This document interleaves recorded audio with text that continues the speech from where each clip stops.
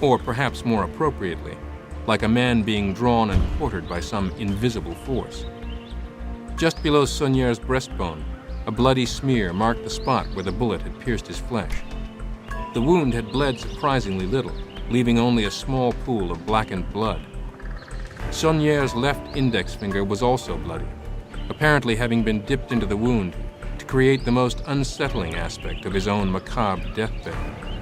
Using his own blood as ink and employing his own naked abdomen as a canvas, Saunier had drawn a simple symbol on his flesh, 5 straight lines that intersected to form a 5-pointed star.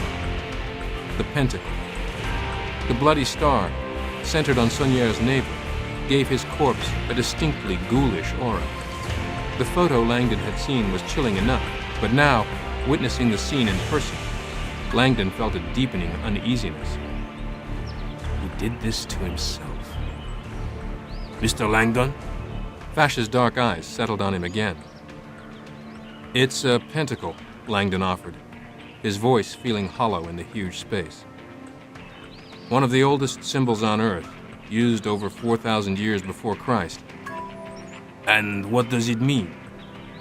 Langdon always hesitated when he got this question. Telling someone what a symbol meant was like telling them how a song should make them feel. It was different for all people. Though a white Ku Klux Klan headpiece conjured images of hatred and racism in the U.S., the same costume carried meanings of religious faith in Spain. Symbols carry different meanings in different settings, Langdon said. Primarily, the pentacle is a pagan religious symbol. Fash nodded. Devil worship. No, Langdon corrected, immediately realizing his choice of vocabulary should have been clearer. Nowadays, the term pagan had become almost synonymous with devil worship, a gross misconception.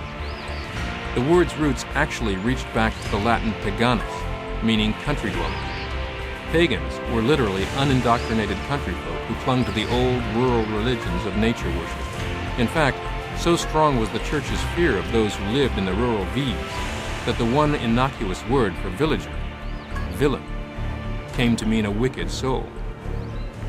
The pentacle, Langdon clarified, is a pre-Christian symbol that relates to nature worship. The ancients envisioned their world in 2 halves, masculine and feminine, and their gods and goddesses worked to keep a balance of power, yin and yang. When male and female were balanced, there was harmony in the world. When they were imbalanced, there was chaos. Langdon motioned to Saunier's stomach. This pentacle is representative of the female half of all things, a concept religious historians call the sacred feminine, or the divine goddess. Saunier, of all people, would know this. Saunier drew a goddess symbol on his stomach? Langdon had to admit, it seemed odd.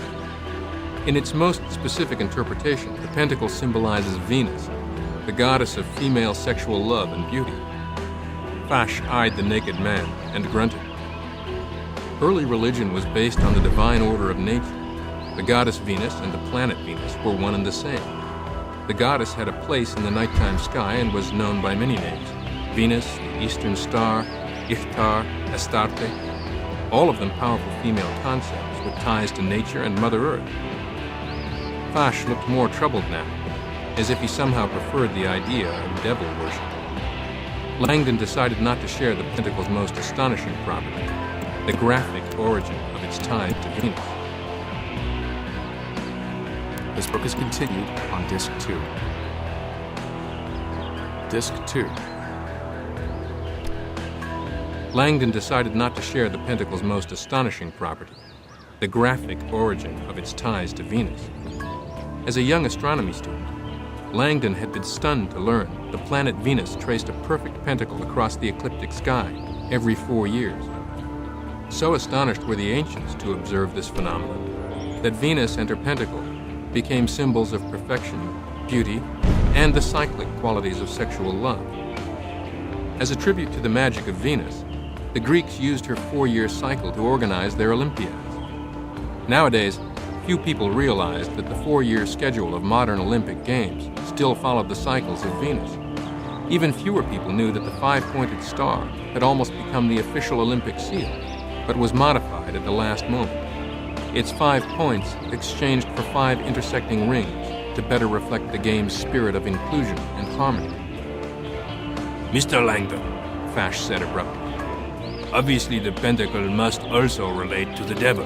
Your American horror movies make that point clearly. Langdon frowned. Thank you, Hollywood. The 5-pointed star was now a virtual cliché in satanic serial killer movies, usually scrawled on the wall of some Satanist's apartment along with other alleged demonic symbology. Langdon was always frustrated when he saw the symbol in this context. The pentacle's true origins were actually quite godly. I assure you, Langdon said, despite what you see in the movies, the pentacle's demonic interpretation is historically inaccurate. The original feminine meaning is correct, but the symbolism of the pentacle has been distorted over the millennia. In this case, through bloodshed. I'm not sure I follow. Langdon glanced at Fash's cruciform, uncertain how to phrase his next point. The church, sir. Symbols are very resilient, but the pentacle was altered by the early Roman Catholic Church. As part of the Vatican's campaign to eradicate pagan religions and convert the masses to Christianity, the Church launched a smear campaign against the pagan gods and goddesses, recasting their divine symbols as evil. Go on. This is very common in times of turmoil, Langdon continued. A newly emerging power will take over the existing symbols and degrade them over time in an attempt to erase their meaning. In the battle between the pagan symbols and Christian symbols, the pagans lost. Poseidon's trident became the devil's pitchfork. The wise crone's pointed hat became the symbol of a witch. And Venus's pentacle became a sign of the devil. Langdon paused. Unfortunately, the United States military has also perverted the pentacle. It's now our foremost symbol of war. We paint it on all our fighter jets and hang it on the chests of all our generals. So much for the goddess of love and beauty.